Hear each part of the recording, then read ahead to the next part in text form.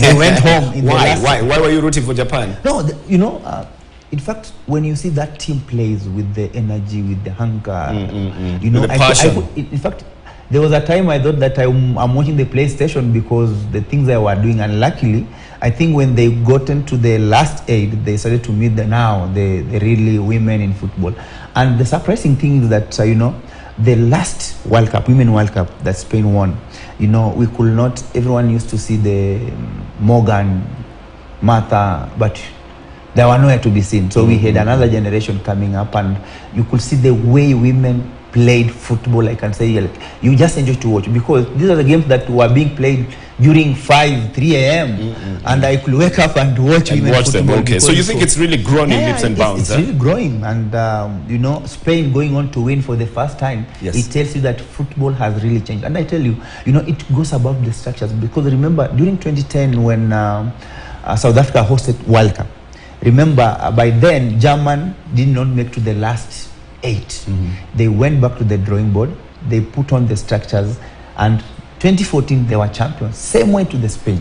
This team has been playing so well in the Olympics. The same team has maintained, and it has the young players. So now Spain has the under-17, under-20, and the senior title as well. Goes back to the structures. Goes to the structures. Exactly. Could you say Senegal is doing exactly the same with the African senior team, with the African male teams, because Senegal also has all the 3? Yeah, exactly. And I can say maybe not specifically Senegal, but in general the West African teams, they really value the aspect of sports, and they know sports is business. Their players are playing in the big teams in European countries. Yes. Now, Azam, Azam, they're our neighbors here, Tanzania. They're playing Bahar Dar. Bahar Dar is in Ethiopia. It's in the north. It's close to Mekelle. So it's about 700 kilometers from Addis Ababa. What do you make of this match? It's a big one. And remember, the last 4 years, Ethiopian football has really grown.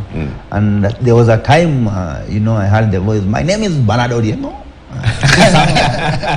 So I think you know why, because when you have a league that is being televised, yes. Of course it will attract more viewers, more agents, more developed leagues, and it gives a player that platform to make sure that you showcase your talent.